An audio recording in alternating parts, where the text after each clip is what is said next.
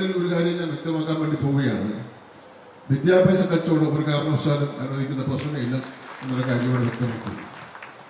ഒരു സർവേ നടത്തിയപ്പോൾ 873 സ്കൂളുകൾ ഗവൺമെന്റിന് NOC വാങ്ങിയിട്ടില്ല.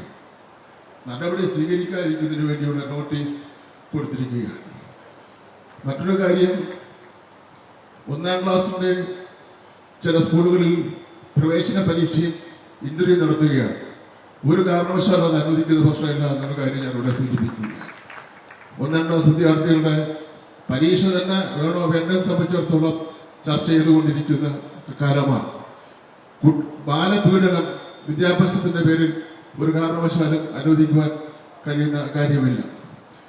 അതുപോലെ തന്നെ ചെറുതാണെങ്കിലും കുറ്റപ്പെട്ട സംഭവമാണെങ്കിലും ചില സ്കൂളുകളിൽ റാഗിംഗ് പോലുള്ള പ്രശ്നങ്ങൾ നമുക്ക് പൊതുവിലൊരു ക്ഷീണം ഉണ്ടാക്കിയിട്ടുണ്ട്.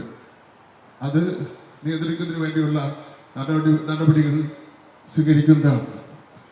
ഈ നിലയിൽ കേരളത്തിന്റെ വിദ്യാഭ്യാസ രംഗത്ത് മാറ്റങ്ങൾ കൊണ്ടുവരുന്നതിന് വേണ്ടി ആലോചിക്കുകയാണ്. ആ മാറ്റങ്ങൾക്ക് നിങ്ങളുടെ എല്ലാവരുടെയും പിന്തുണ ഉണ്ടാവണം. നിങ്ങളുടെ ശക്തിയാണ് ഈ ഗവൺമെന്റിന്റെ വിദ്യാഭ്യാസ രംഗത്തെ ശക്തി എന്നുള്ള കാര്യം കൂടി ഞാൻ ഓർമ്മപ്പെടുത്തുന്നതിന് വേണ്ടി ആഗ്രഹിക്കുകയാണ്.